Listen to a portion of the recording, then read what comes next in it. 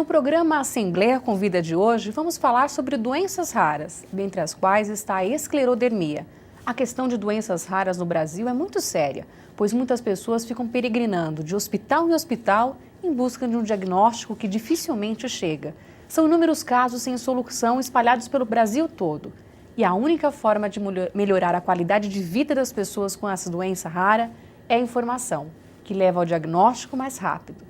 E é para falar sobre o assunto que recebemos aqui o especialista em doenças raras, José Carlos Orozco Roman, que é membro também do Conselho Estadual da Pessoa com Deficiência, a Ana Veríssimo, mãe de uma jovem com esclerodermia e quem me solicitou a criação do Dia Estadual de Conscientização sobre Esclerodermia. E também temos aqui a Marilene Batista e a Janice Costa Polo, que são pessoas que têm a doença, têm a esclerodermia, e vai falar um pouquinho como é que é a convivência com essa doença e como nós podemos fazer para poder diagnosticá-la, para buscar realmente uma melhoria na qualidade de vida. E aí, lembrando a todos que farei uma sessão solene sobre doenças raras e esclerodermia, dia 29 de junho, aqui na Assembleia Legislativa. Prazer imenso ter vocês como meus convidados, José Carlos Orozco Roman, obrigada por estar aqui conosco falando sobre o tema. Ana Veríssimo, uma lutadora, uma ativista sobre a conscientização e informação tão importante também sobre o tema, sobre as doenças raras, e a Janice e também a Marileide, que vai falar um pouquinho sobre como é o convívio, como outras pessoas que assistem ao programa vão conseguir tocar em frente à vida e ter aí melhoria no seu dia a dia. José Carlos, eu queria falar um pouquinho sobre doenças raras, né? Eu queria saber quantas são, mais ou menos, as doenças raras diagnosticadas e protocoladas aí para que as pessoas saibam quantas existem. E eu gostaria de saber também como é feito esse diagnóstico, como é que você coloca uma doença sendo rara? Qual que é o padrão, qual seria o diagnóstico, né?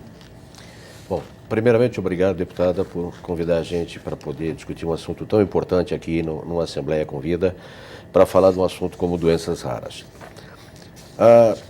Nós classificamos uma doença, nós consideramos uma doença rara aquela que acomete uma pessoa a cada 2.000 pessoas, né? É o padrão do Eurordis, né? Adotado na Europa, e nós então adotamos no Brasil essa condição. Nos Estados Unidos, por exemplo, se chega a adotar uma para cada 10.000 pessoas, até porque eles têm um biotipo mais específico, mais homogêneo. O nosso é mais heterogêneo, então nós adotamos isso para diagnosticar uma doença, né? Aquela que acomete uma a cada 2.000 pessoas ou mais. Então, uma doença com essa característica é considerada uma doença rara. É considerada uma né? doença rara. E quantas pessoas, mais ou menos, no nosso país têm doenças raras? São pessoas que desenvolveram a doença, enfim, que são portadoras de doenças no Brasil, raras, nós temos uma estimativa, né? Que nós temos mais ou menos 13 milhões de pessoas acometidas com algum tipo de doença rara. Existem alguma coisa entre 7 e 8 mil tipos de doenças diagnosticadas já no mundo, que já foram descobertas. Então, nós temos aqui no Brasil doenças, todas elas, né? Mais ou menos atingindo um público de aproximadamente 13 milhões de pessoas no Brasil. Então são 13 milhões de pessoas que muitas vezes não têm um diagnóstico rápido, é difícil diagnosticar uma doença rara e a gente vai falar um pouquinho sobre essa dificuldade. E a Ana vai falar um pouco mais sobre a esclerodermia. As pessoas que nos assistem em casa, Ana, gostariam de saber o que é a esclerodermia, né? Como é que ela se manifesta, porque às vezes quem está nos assistindo tem a doença e não conseguiu o diagnóstico ainda. Você poderia falar um pouquinho sobre o que é? Vanessa, obrigado pelo espaço. Eu estou falando como cuidadora, não como portadora, como mãe de uma portadora. Foi difícil o diagnóstico, porque eles confundem no começo muito com lúpus, com outras doenças reumáticas. Então, só com o passar do tempo, com os acometimentos dos órgãos ou da pele, que eles vão dar procedimento, que é a esclerodermia mesmo. E o que seria a esclerodermia? Assim, quais são as características da doença para que as pessoas que assistem nos entendam? A esclerodermia é uma doença autoimune que afeta não só os órgãos vitais, como afeta a pele também. Então, há uma mudança na característica da pessoa, os órgãos vitais faz fibrose, como o pulmão, o esôfago. tem a síndrome de Raynaud, geralmente vem junto também, que é o acometimento, né, dos vasos sanguíneos. A mão não, fica cianótica, não chega até os vasos periféricos. Então é muito complicado. E, por exemplo, para outras pessoas que nos assistem também, para poder entender se tem algum caso em casa, ou na família, ou amigos, pessoas próximas. Quando que você percebeu que a sua filha tinha a doença? Qual foi a característica que te chamou a atenção inicialmente? Isso se manifestou quando ela era pequena ainda? Não. Foi na fase de adolescência. Ela estava no último ano do ensino médio e ela começou a ter muita falta de ar. Mas não conseguia se saber nem o porquê daquela falta de ar. Ninguém pedia um exame específico, ninguém pediu um exame, sabe, que fosse mais a fundo. Então demorou muitos anos para conseguir o diagnóstico correto. Quer dizer, acabavam colocando outras doenças que, Outras na verdade, doenças, enquanto isso, a esclerodermia ficava sempre em segundo plano. Segundo plano ou em plano nenhum, né? Porque não se falava nisso. E Marileide, me fala um pouquinho, você que tem a esclerodermia, quando que você descobriu que você tinha a doença, o que você sentia e como é que você faz no seu dia a dia para poder melhorar, pelo menos assim, ter uma qualidade de vida melhor, para poder conviver com a doença de uma forma mais harmoniosa, se é que é possível isso, né, Marileide? Sim. Obrigada por estar aqui com a gente, antes de tudo, né? Agradecer Obrigada. Eu a que todos. agradeço pela oportunidade. Na realidade, eu descobri por um acaso. Esse meu braço ali não levantava, porque a pele, ela repuxa. Então eu peguei e estava tendo dificuldade nos meus armários, né, de pegar as louças, tudo. Quantos anos você tinha? Eu tinha 45 anos quando eu descobri, foi em 2007. Então eu peguei, fui no médico, né, e meu cabelo também começou a cair muito, mas eu não estava atenta com o braço. Eu fui no dermatologista por causa da queda do cabelo.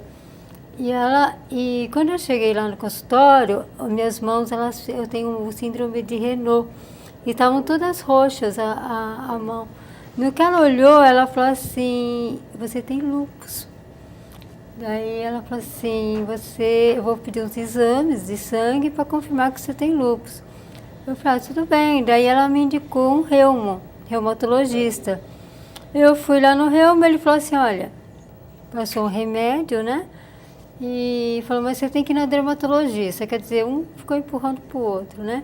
Nesse meio tempo, eu troquei de plano de saúde. E eu fui na dermatologista. E nessa dermatologista, no que eu entrei, ela falou, você tem esclerodermia.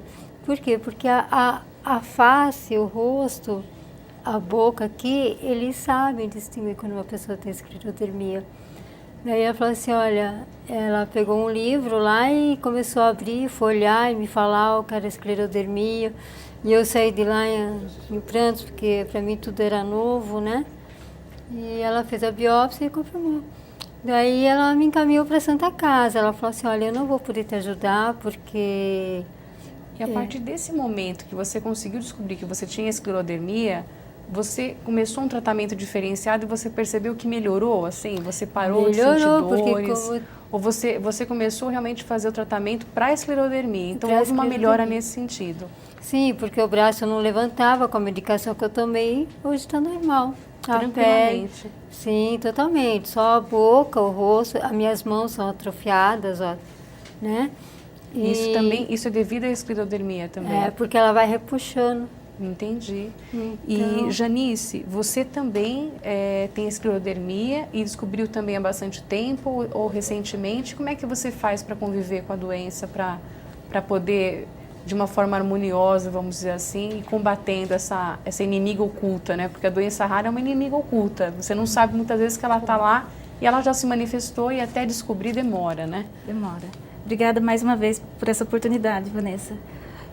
Vai fazer 5 anos que eu fui diagnosticada com esclerodermia, né? Começou com dores nas articulações, né? A diferença, a mudança na pele que foram se acentuando. Eu trabalho fora, o meu diagnóstico foi, graças a Deus, foi feito rapidamente. Foi quase como o da Mari, a minha médica já identificou como sendo esclerodermia antes mesmo de fechar a bateria de exames lá. Você vai fazendo uma série para estar eliminando outras possibilidades, né, de patologias. E aí eu procuro levar a minha vida o mais normal possível, né? Tenho algumas limitações também, mais muscular, né?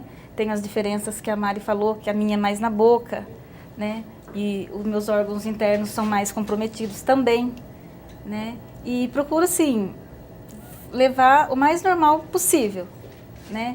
Existe alguma medicação específica para a esclerodermia, Janice, ou não?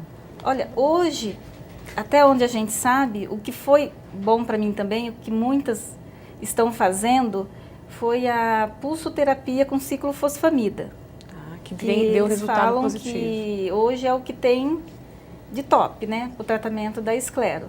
Para mim, eu me dei bem com as 24 sessões, né, tive as reações leves, né, mas para mim foi bom, soltou um pouco da pele, né, os meus exames já não estão tão comprometidos mais, né, eu posso dizer que eu estou estabilizada hoje. Então, é possível estabilizar a doença e viver melhor. E viver melhor. Né? Tem a fase da aceitação também, né? Que é muito importante, E a gente vai falar um pouquinho dessa questão psicológica também. Que toda doença, ela vem com toda uma bagagem, vamos dizer assim. E como é que vocês fazem aí para poder superar dia a dia e mostrar que são exemplo para outras pessoas também. Mas antes disso, eu queria falar um pouquinho com o José Carlos sobre, a gente falou um pouquinho que são 13 milhões de pessoas com doenças raras no Brasil. Mas quantas pessoas têm doenças raras no estado de São Paulo, né? E eu queria que você colocasse um pouquinho de como é o tratamento dessas pessoas em nosso estado. Se nós estamos preparados para diagnosticar ou ainda não, e se não estamos, o porquê que existe essa dificuldade do diagnóstico, né? Que atrapalha tantas pessoas, porque quando descobrem depois de 10 anos, 15 anos, e aí todo um tratamento que poderia ser feito, às vezes fica comprometido, né? Esse é exatamente o ponto da questão. Dos 13 milhões de pessoas com doenças raras, são 45 milhões de pessoas com deficiência, mas com doenças raras 13 milhões. O que ocorre é que às vezes a pessoa com doença rara apresenta também uma outra comorbidade, então ela é colocado em outro lugar, tá? Não entra na estatística. No estado de São Paulo, que nós temos aproximadamente 6 milhões de pessoas com deficiência, e aí não estou colocando o autismo, nós temos mais ou menos 2,5 milhões de pessoas acometidas com algum tipo de doença rara. Tá? O grande problema da doença rara é que 80% delas têm uma origem genética. Né? É isso que eu gostaria de saber. Qual a origem das doenças raras? 80% tem origem delas genética. tem uma origem genética. Agora, o grande problema é que a maior parte, eu diria talvez metade dessas doenças, elas não se apresentam na fase da infância, ou do nascimento ou da infância. Elas vão se apresentar numa fase adulta, e às vezes até mais avançada ainda, já bem precocemente. Machado Joseph, por exemplo. Que foi no caso tanto da Marilene quanto da Janice, ambas descobriram já na fase adulta, né? Então entraria exatamente nesse caso que você está nos desenhando, né? Exatamente. Grande parte das doenças raras são diagnosticadas quando a pessoa já está na fase adulta. Já está na fase né? adulta. Então você pega, por exemplo, elas vão dar aqui um testemunho sobre a esclerodermia, que é uma das doenças raras. Eu citaria outra, por exemplo, o caso do Machado Joseph, que é uma doença genética de uma população tipicamente açoriana, né? Que se manifesta entre 35 e 40 anos de vida. Algumas pessoas, quando descobrem que tem o Machado Joseph, por exemplo, já são avós. Então, veja, há todo um comprometimento da cadeia familiar quando se descobre. Então, quando você descobre um, existem vários indivíduos daquela família já cometidos pela patologia. E o grande problema é o diagnóstico. Né? No Brasil inteiro, nós temos hoje mais ou menos 200 geneticistas. Para uma população de 200 milhões, nós temos 200 geneticistas. E é esse médico, essa especialidade médica que faria o diagnóstico que vai fazer o exame raras. genético. Desses 200 geneticistas, metade ou até pouco mais da metade estão trancados em laboratórios fazendo pesquisa. Então não atendem ao público, não fazem diagnóstico. Então no Brasil inteiro nós temos 100 médicos aptos a fazer diagnósticos de doença genética. para uma população de 200 milhões de pessoas. Quer dizer, está muito abaixo, infelizmente, o número de médicos está muito abaixo do que a população necessitaria para poder chegar ao diagnóstico rápido. Qual seria a solução para isso? Incluir esse tema doenças raras nas faculdades, fazer com que médicos com diversas formações pudessem ter basicamente o conhecimento dessas doenças para auxiliar os pacientes, como foi o caso de ambas, né, que chegaram ao médico, dermatologista, e ele, olha, eu vou te encaminhar porque eu acredito que seja, e eu acho que assim também foi com a Ana Paula. Foi um médico específico que identificou a Ana Paula? Ana Paula foi um reumatologista. Foi realmente um médico que pôde dar. E hoje, o dia a dia da Ana Paula, ela tem algum cuidado específico para poder cuidar da doença? Muitos cuidados específicos. Quer dizer, não é... Ela tem um dia a dia limitado, né? Ela, agora no inverno sofre mais, então não pode, nem mesmo no verão, água fria. A temperatura dela é diferenciada. Não é o que é muito quente para mim, para ela é diferente. Então, às vezes, nesse caso aí, tem que sempre ter uma torneira de água quente, ela tem que estar sempre agasalhada, ela tem que estar sempre com luvas. Então, às vezes, ela se recusa a usar, porque você imagina, no calor que a gente vive, você sair de luva. Todo mundo aponta, o preconceito machuca muito. Existe muito preconceito e discriminação, Ana. Isso que eu queria falar. Além do problema do diagnóstico que nós abordamos aqui, a questão, ainda há pessoas que olham meio de canto de olho, às vezes tem essa uma questão do luva preconceito. Desencadeia um problema emocional muito grande em quem tem esclerodermia. E as pessoas, vocês acham que as pessoas, elas acabam, por falta de informação, acham que é contagioso, ou não sabem o que é, acabam realmente tendo esse preconceito. Nesse sentido, a Janice e a Marilene percebem isso no dia a dia de vocês também? E aí, quando tem oportunidade, vocês explicam para a pessoa, olha, é esclerodermia, é uma doença do tecido conjuntivo, mas quantas não perguntam e já cometem atos de preconceito, né? Isso. E qual que é a melhor forma para a gente combater isso? É a informação mesmo? Vocês acreditam? Vocês que, começando pela Marilene, né? E depois a gente vai para a Janice. Você acha que a informação, precisa de mais informação? Ainda falta isso nas faculdades de medicina? Ainda falta isso nas escolas comuns, para que os alunos também possam identificar que um colega de sala tenha isso, ou na faculdade, ou no ensino médio? Ainda falta essa questão? Falta. Quer dizer, até a gente mesmo, se tem a doença, de repente se manifesta com 50 anos, com 40 e poucos anos, até a gente tem essa dificuldade, né, Janice? Você percebe isso, né? E a Ana Paula, hoje ela tem quantos anos? Hoje ela tem 32 anos. E se manifestou com que idade? Era adolescente? 17 anos. 17 anos 17 também, anos, mas só foi descoberto agora em 2007, quando ela estava no fim da faculdade. Então, quer dizer, olha quanto tempo se demora, né? E José Carlos, você que é um especialista em doenças raras e faz parte do Conselho Estadual, as pessoas quando descobrem, vamos supor que o diagnóstico conseguiu ser diagnóstico rápido, o tratamento depois, quer dizer, existe um outro drama que é obter o remédio, a gente vai falar um pouquinho sobre isso com vocês. Quer dizer, depois para poder conseguir esse remédio, para conseguir efetuar o tratamento, é uma outra luta grande das pessoas com doenças raras no nosso país? Bom, primeiro, o tratamento, o diagnóstico, muitas vezes, quando é feito, né, demora aí 5 anos. Né? Uma boa parte desses exames são feitos, inclusive, fora do Brasil, porque nós não temos os mecanismos aqui para fazer todos os exames. Uma boa parte, graças a Deus, já conseguimos. Mas, uma vez que se consegue o diagnóstico, aí vem a segunda grande dúvida, que é o que fazer. Dessas 7, 8 mil doenças que nós temos, eu diria que pelo menos para 20% delas já existe algum tipo de terapia. Existe ou algum medicamento ou alguma prescrição que se possa fazer para dar, se não a cura, pelo menos uma qualidade de vida para a pessoa. É o caso da reposição enzimática ou coisa assim. Ocorre que isso é muito difícil, né? E nós não temos mecanismos nisso, principalmente com medicamentos biológicos ou coisa assim, a oferta dessas medicações. Primeiro, então a pessoa ela fica sem o diagnóstico, e sem o diagnóstico ela está colocada dentro de uma outra patologia qualquer, porque eu falei tem mais de uma comorbidade. Então, por exemplo, aquelas deficiências, doenças raras, que dão uma característica, por exemplo, de deficiência intelectual, eu citaria, por exemplo, o angioma, que é uma deficiência, uma mutação, um problema no cromossomo 15. Down é cromossomo 21. O angioma é cromossomo 15. Então essa pessoa, ela é simplesmente colocada, por exemplo, dentro do saco das paralisias cerebrais, das deficiências cognitivas, ela fica lá, tá?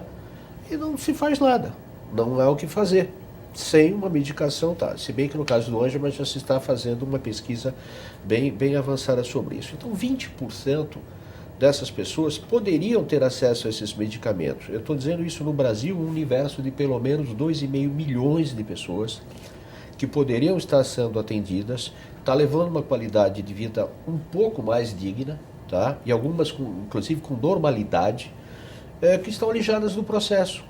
Estão totalmente dependentes, sofrem as sequelas das deficiências, sofrem todo o processo da discriminação, porque não teve um diagnóstico. Tá? Inclusive, outro grande problema.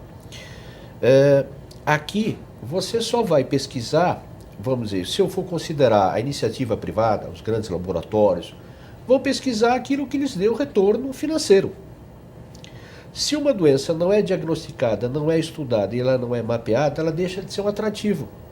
Então, em vez do laboratório pesquisar um medicamento que vai ser utilizado para tratar uma a cada 100 mil pessoas, ele prefere investir num novo tipo de aspirina que vai dar um retorno financeiro muito maior. Então é necessário que o governo, enquanto política pública, assuma o compromisso de fazer a pesquisa, de divulgar isso nos centros universitários, nas faculdades de medicina, nas faculdades de enfermagem, de fisioterapia, para que a pessoa, tendo contato com essas doenças, tenha os indicadores e faça a pesquisa, porque aí a gente consegue mapear. Eu falei do Machado Joseph, já é uma população identificada. Então você consegue reduzir a incidência dessas patologias, né? Se a gente não faz esse estudo, e não faz esse estudo sobre uma ótica desinteressada, né? Ou seja, a nível de governo, como política pública de saúde, não tem solução. Não tem solução. Porque os casos acabam ficando mascarados, né? Ficam camuflados à medida que estão escondidos atrás de outras patologias. Exatamente. Né? Então, realmente, hoje precisaria haver realmente um investimento maior por parte do governo, seja a esfera que for, estadual ou em âmbito federal. Todos. E a gente percebe a dificuldade do remédio. Eu queria até falar um pouquinho sobre isso com a Ana, que também acompanha aí o dia a dia da filha, né, da Ana Paula, que tem a doença. E é difícil, Ana, realmente conseguir esse remédio? Muito difícil. Como é que funciona essa via sagra, vamos dizer? A primeira coisa que a gente tem que fazer é entrar com um processo no Ministério Público. A primeira coisa que acontece é negado. Assim que é negado, daí você tem que entrar com uma ação judicial. Daí, para essa ação judicial sair do papel e se fazer valer, vai muito. E eu, da Ana Paula, já há alguns anos que eu pego, então um mês tem tudo, outro mês tem a metade, outro mês tem 2, 3. Daí quando acontece alguma coisa que você tem que, assim, ao extremo, quer fazer um boletim de ocorrência, daí no outro mês passa 2, 3 meses, tem tudo de novo, daí depois começa de novo. Ah, é porque o governo não mandou verba, porque a verba que a gente tem é pouca. Daí você fica são remédios caríssimos, se fosse obter assim diretamente. Eu pego alguns no alto custo. Esses não são difíceis. São remédios de alto custo mesmo, não são difíceis. Mas os remédios que assim o montante faz um alto custo, é muito difícil. Que aí, além de não dá para comprar diretamente, porque é muito caro, teria que realmente ter a colaboração em âmbito estadual, enfim, ou federal. E aí, quando vai obter esse remédio, às vezes falta. E não pode passar sem, né, Ana? Você se sente numa posição muito chata, porque você dá a impressão que você está pedindo uma coisa que não te pertence.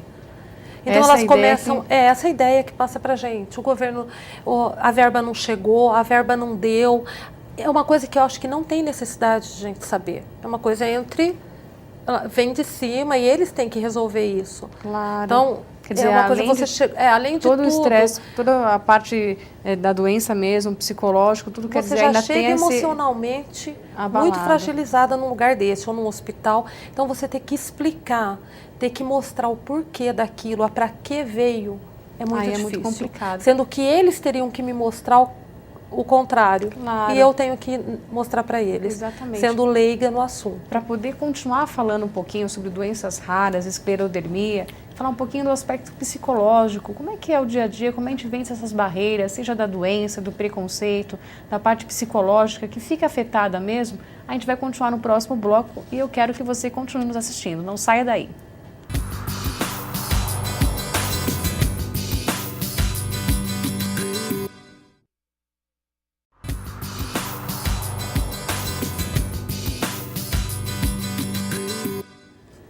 Voltamos com o programa Assembleia Convida, falando sobre doenças raras e esclerodermia.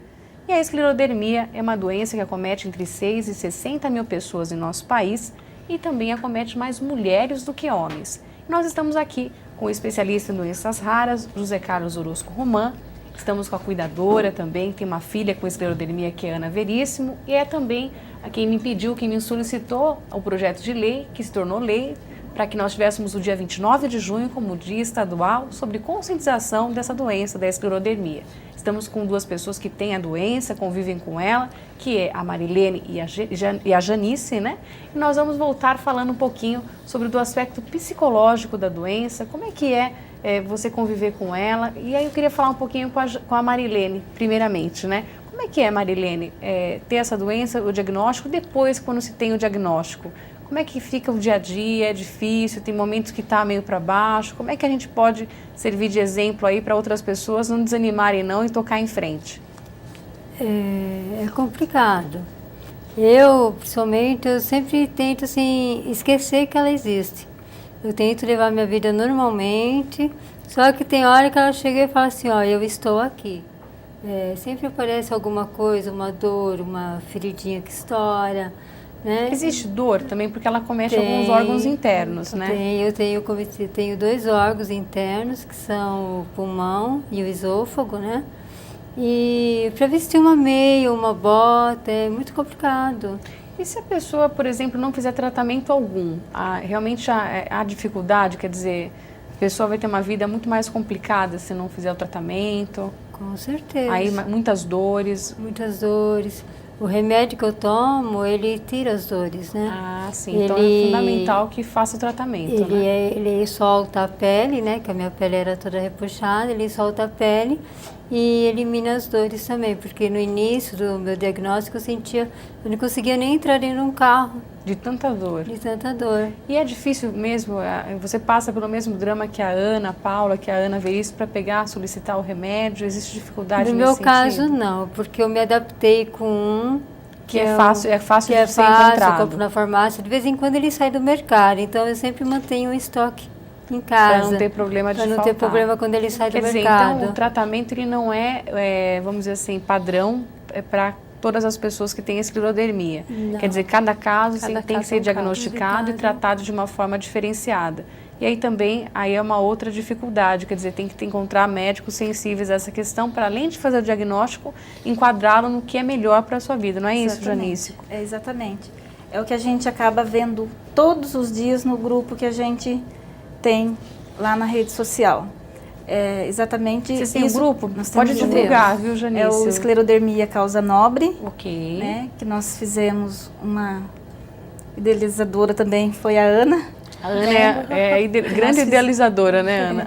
Nós fizemos para exatamente isso, estar divulgando e mostrando o que a gente está correndo atrás para poder mostrar e o que a gente está fazendo para divulgar e informar. E isso fica dentro do Facebook? É um grupo do Facebook. Quer dizer, se você que está nos assistindo se identificou aqui em algum sintoma, acredita que pode ter a esclerodermia, além do diagnóstico, entre em contato com esse grupo. É importante trocar informações, é importante porque outras pessoas que passam pelo problema certamente podem acrescentar muito, né? Isso. E José Carlos, a esclerodermia nós falamos bastante aqui sobre o preconceito, sobre o diagnóstico, sobre a dificuldade de receber o remédio muitas vezes. E me parece que há uma resolução em âmbito federal, né, que fala um pouquinho de descentralizar o diagnóstico e o tratamento de doenças raras, né?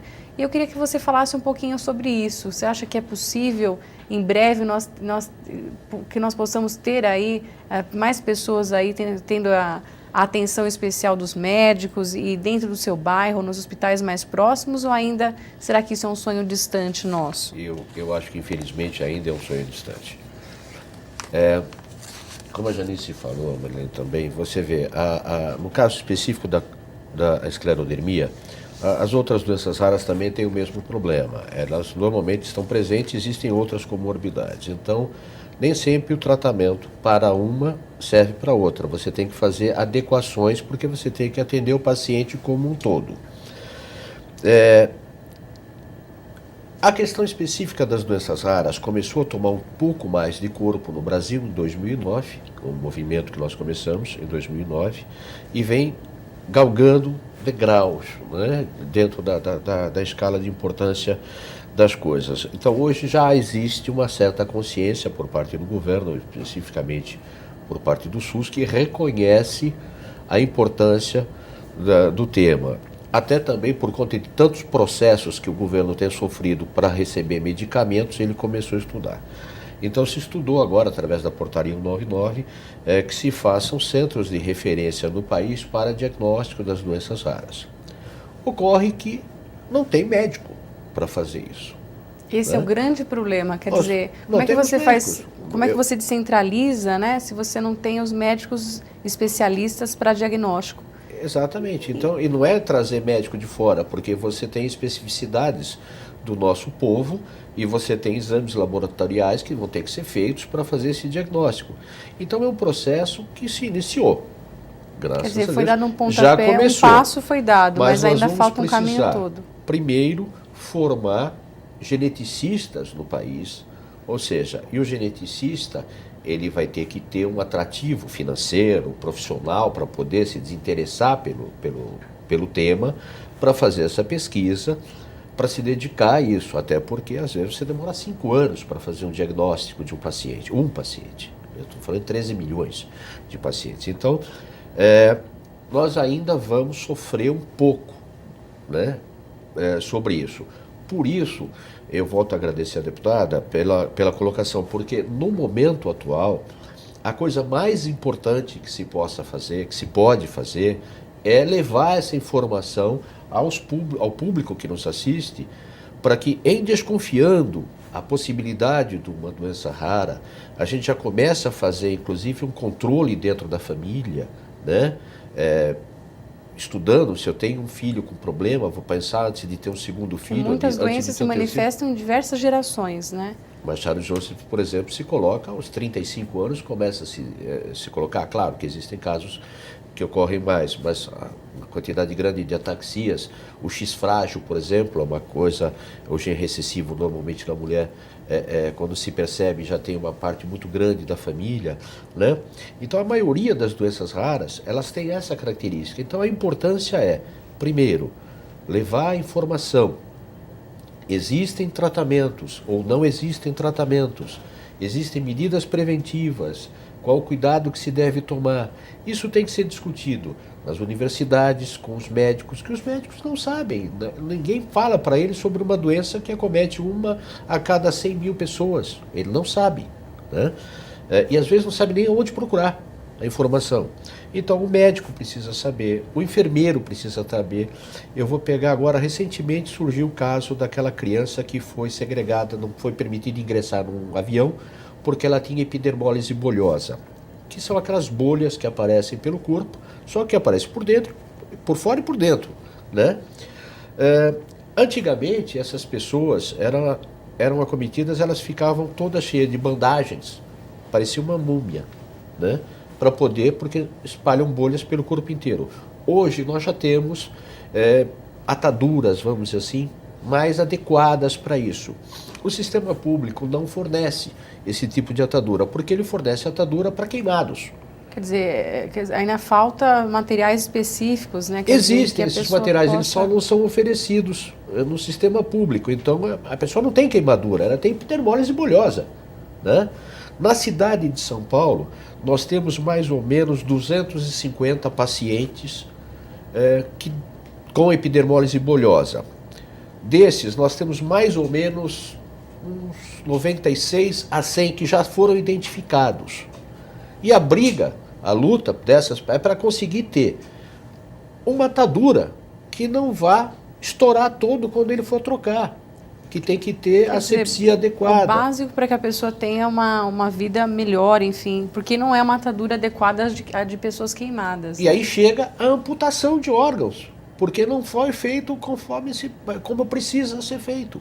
Por isso que essas questões devem ser debatidas, e a Ana Veríssimo, como uma grande lutadora da causa, eu vou contar um pouquinho para você que está em casa, para você saber como que eu conheci a Ana. Nós nos conhecemos pela rede social, pelo Facebook, e a Ana disse: Vanessa, eu gostaria muito de poder informar as pessoas, de ter um dia estadual sobre esclerodermias, de conscientização, para a gente falar sobre o tema e realmente fazer essa discussão ficar mais abrangente, entrar aos lares aí do estado de São Paulo. E eu abracei a ideia com a Ana Veríssimo, que é uma lutadora, e nós conseguimos, foi instituído, graças a uma lei de minha autoria, o Dia Estadual da Esclerodermia, que, como eu disse, é comemorado no dia 29 de junho. E nós teremos aqui no auditório Paulo Kobayashi, no dia 29, mesmo às 10 da manhã, a sessão solene. Se você está nos assistindo, se quiser comparecer, é um convite que eu faço.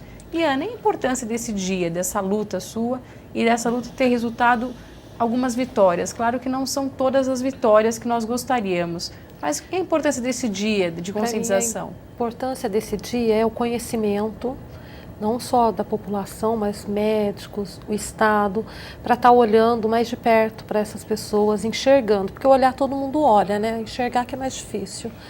E gostaria muito que essa doença fosse reconhecida como realmente doença rara, entrasse para o rol das doenças incapacitantes. Que ainda há divergências nesse sentido. Há Ana. muitas. No primeiro momento, ela não é incapacitante. Mas com o passar dos anos, você viu a mão da Mari aqui. É difícil. Então é muito difícil, você não... Como é que desenvolve um trabalho? Às vezes uma pessoa que utiliza, né, quer dizer, precisa você fazer tem um trabalho dificuldade em manual. tudo, você tem dificuldade para conseguir pegar um carro automático, porque você tem que se expor ao máximo para poder provar que você não pode dirigir um carro, que não é luxo, que não é só para mostrar beleza, que você precisa desse instrumento, que se torna uma coisa essencial.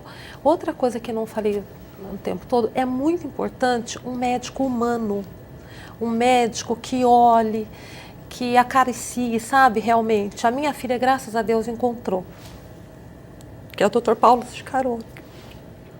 Desculpa, gente. Dr. Paulo Chicarone. Ele é da minha cidade, é um mocinho novo, mas ele abraça a causa com amor.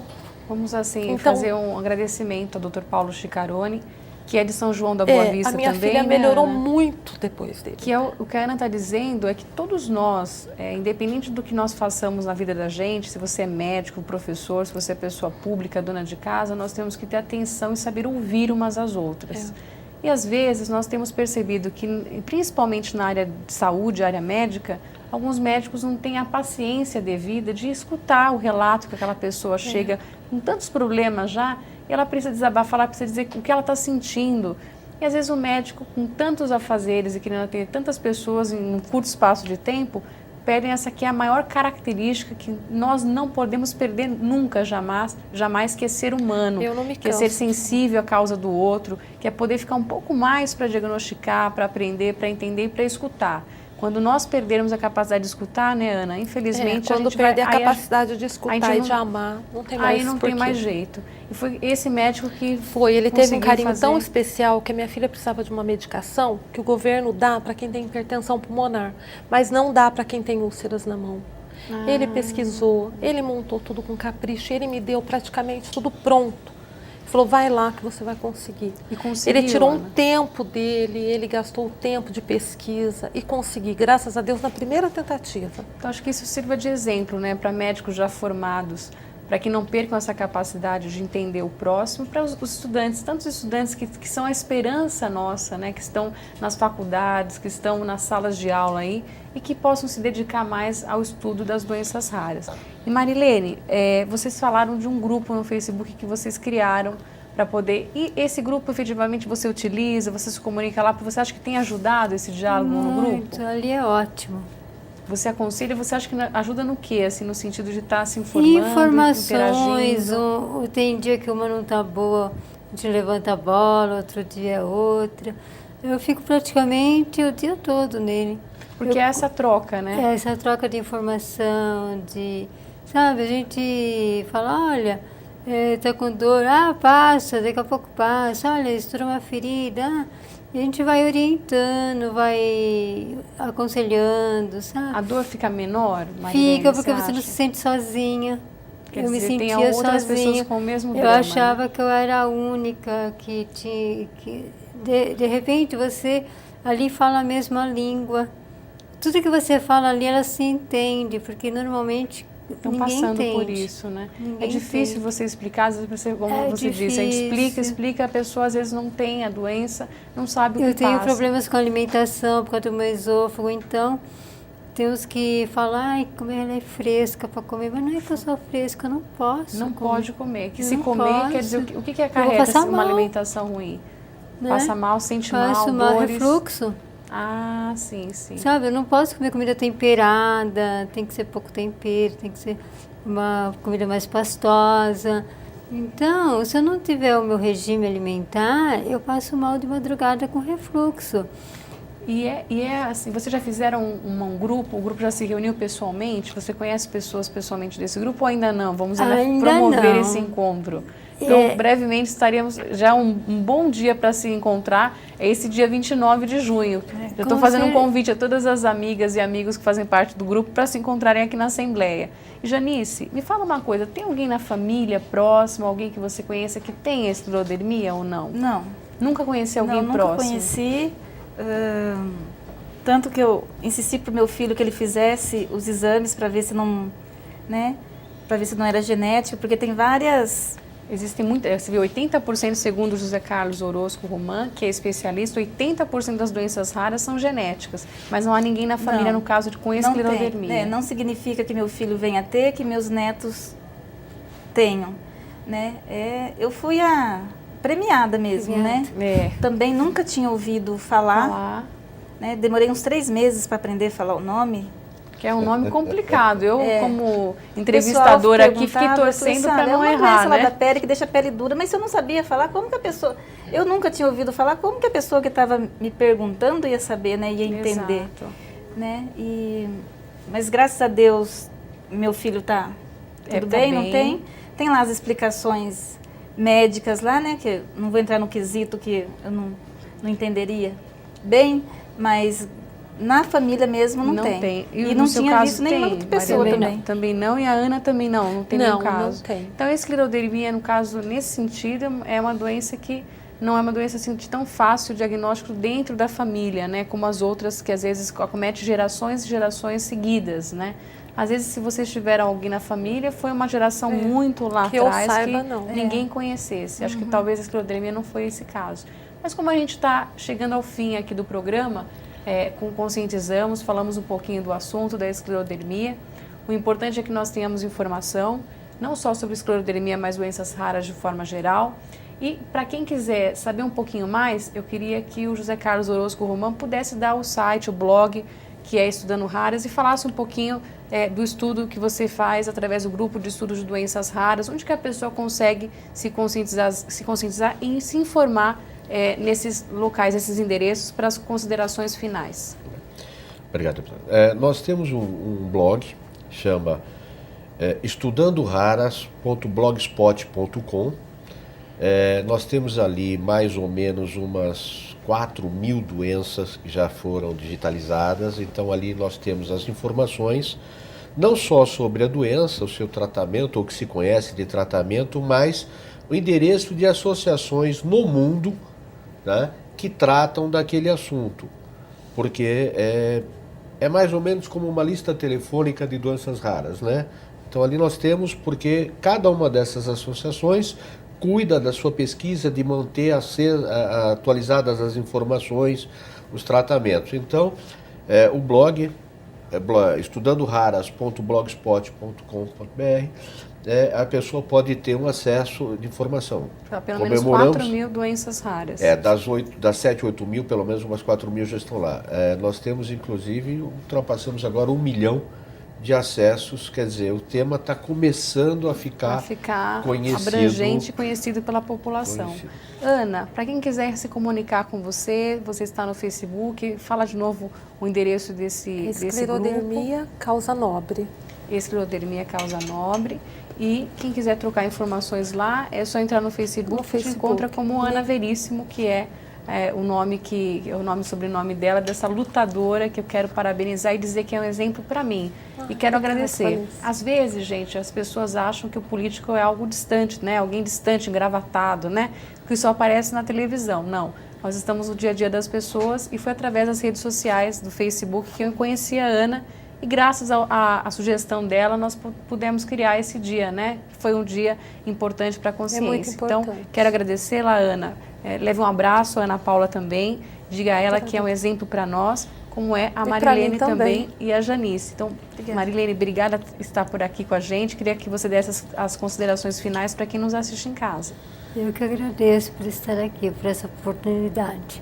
Obrigada a você. E Janice, obrigada de coração também. Suas considerações finais. Obrigada a você. Só lembrando, Vanessa, que o nosso grupo, a gente não dá receita de medicamento, a gente só troca informações. Às vezes a pessoa um grupo de aparece, ajuda, de apoio, né? Às vezes a pessoa aparece lá um pouquinho mais nervosa, querendo uma solução para o problema dela. Nós também não vamos solucionar, mas é como a Mari disse, cada uma está de um jeito ali, uma aparece mais sensível, vê uma pessoa mais fragilizada que ela fica com medo. Mas tem outras que se animam quando vê que tem pessoas mais positivas, né? Que já está num... É um grupo de ajuda, Sim, é um grupo de ajuda. De apoio, vamos até dizer. de brincadeira. Porque cada pessoa, mesmo que seja a mesma doença, o tratamento é diferenciado de pessoa para pessoa. Então, é importante que a gente tenha isso em mente. Então, obrigada a você também que nos assistiu no Assembleia Convida sobre doenças raras e esclerodermia e que possamos dar informações, debater o assunto e fazer com que mais e mais pessoas cheguem ao diagnóstico precoce e melhorem a qualidade de vida. Obrigada a todos vocês e até a próxima.